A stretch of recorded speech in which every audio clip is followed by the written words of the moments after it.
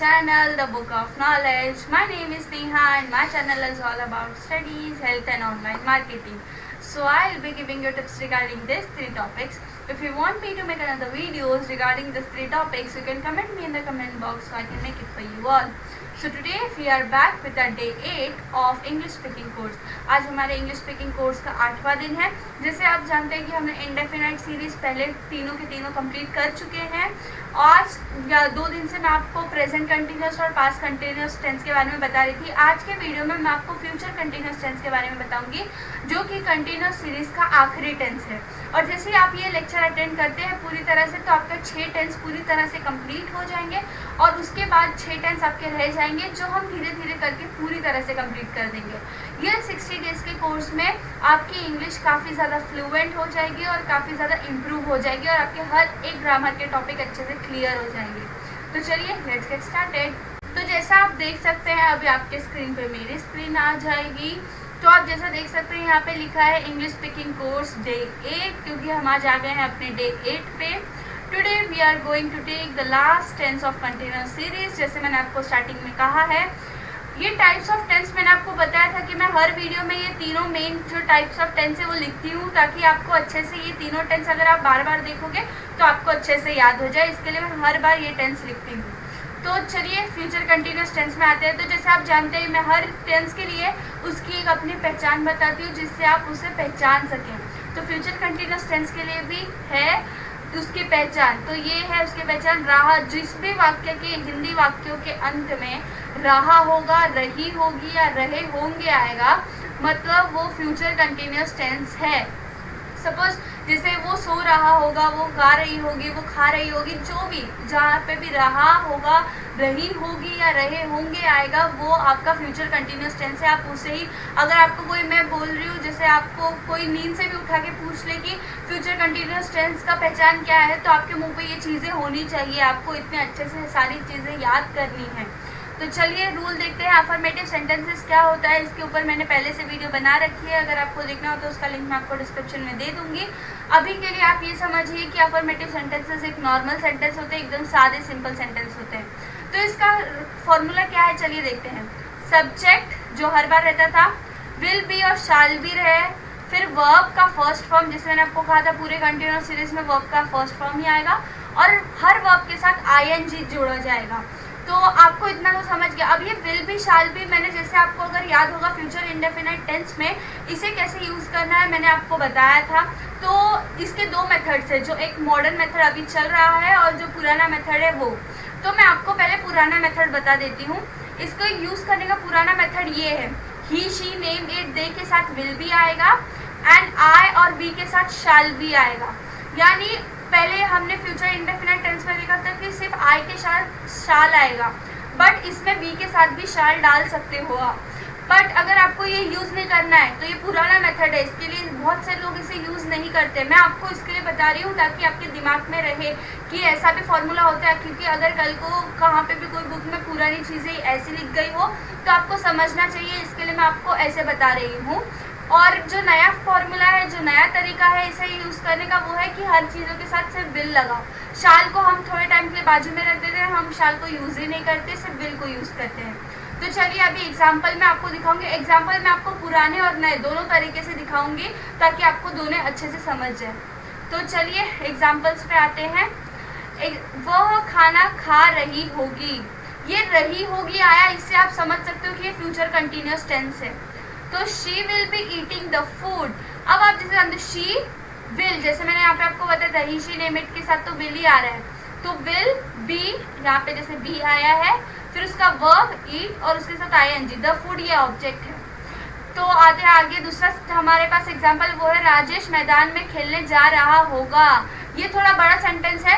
अगर कोई भी बड़ा, किसी भी प्रकार का बड़ा सेंटेंस हो तो आपको टेंशन लेने की बिल्कुल ज़रूरत नहीं है। मैं आपको हर बार यही चीज़ बोलती हूँ। आपको मैंने उल्टा सेंटेंस वाली ट्रिक बताई थी, जो आपको यूज़ करनी है और वो हर सेंटेंस पे अप्लाई होगी। तो चलिए आंसर में देखते हैं। Rajesh will be going to play on ground.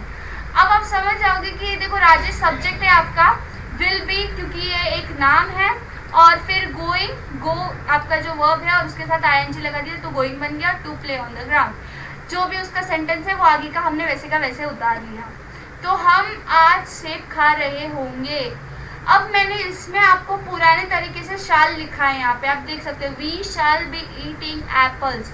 अगर आप नए जमाने यानी अभी का जो मॉडर्न टेक्निक है उस हिसाब से चलोगे तो we will be eating apples ऐसे आएगा, बट क्योंकि मैंने पुराना इस टेक्निक यूज किया इसके लिए मैंने यहाँ पे शाल लिखा है।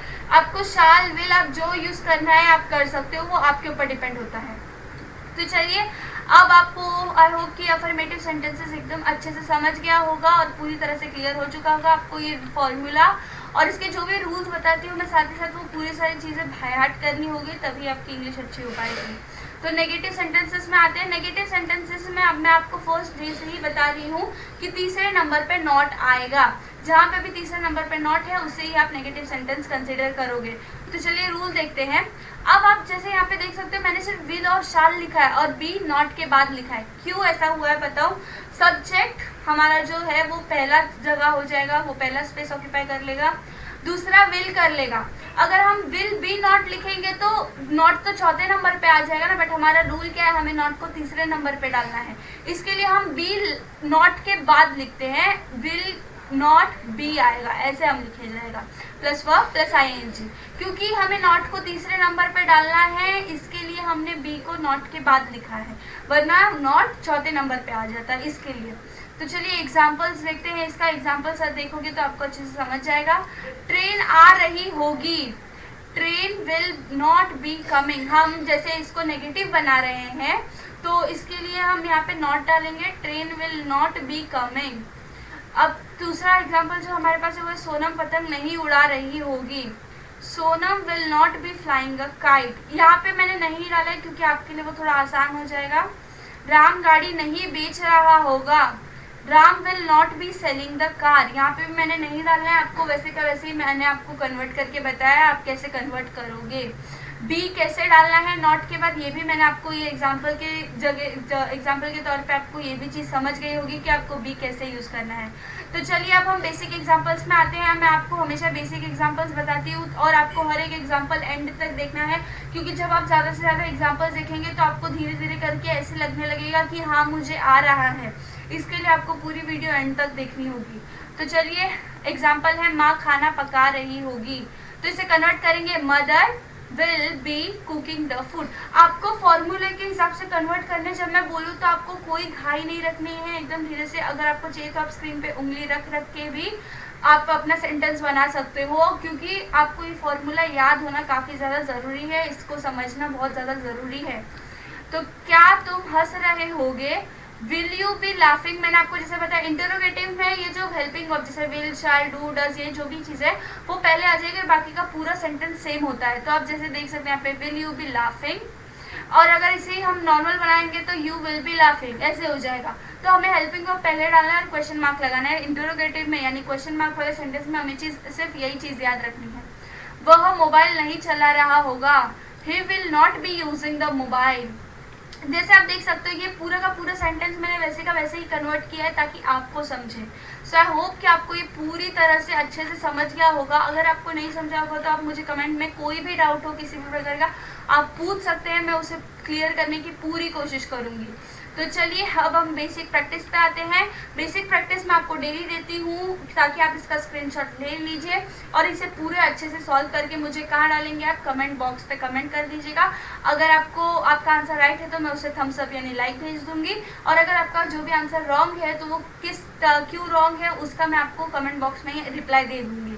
तो आप इसका फटाक से स्क्रीनशॉट ले लीजिए और इसे प्रैक्टिस करते रहिएगा, क्योंकि प्रैक्टिस मेक्स मैन परफेक्ट। तो इसके लिए आप इसका आई होप कि आपने अब तक तो इसका स्क्रीनशॉट ले ही लिया होगा।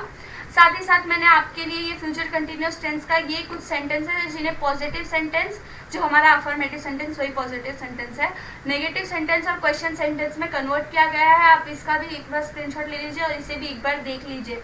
चाहे तो आप वीडियो पॉज करके भी इसे एक बार पढ़ सकते हैं, ये बहुत ज़्यादा इंपॉर्टेंट है। इसे भी आप अगर देखेंगे तो आपको समझ आएगा कि आप सेंटेंस को कैसे अच्छे से कन्वर्ट कर सकते हैं, वो उन्होंने कैसे सेंटेंसेस को कन्वर्ट किया है। तो आई होप कि आपको ये पूरी वीडियो अच्छे से समझ गई होगी। सो आई होप आपने ये पूरे लेक्चर अच्छे से ध्यान से देखा होगा और आपको हर एक इम्पॉर्टेंट चीज़ मिल गई होगी. So I hope you liked my video, and if you liked it, please like, share and subscribe it so I can make another videos for you all. Subscribe करना मत भूलिएगा, क्योंकि सब्सक्राइब करने से ही आपको लेक्चर आपको टाइम टू टाइम मिलता जाएगा और उसी से आप लेक्चर से अपनी इंग्लिश इम्प्रूव कर पाओगे. तो चलिए, thank you for watching. Bye bye.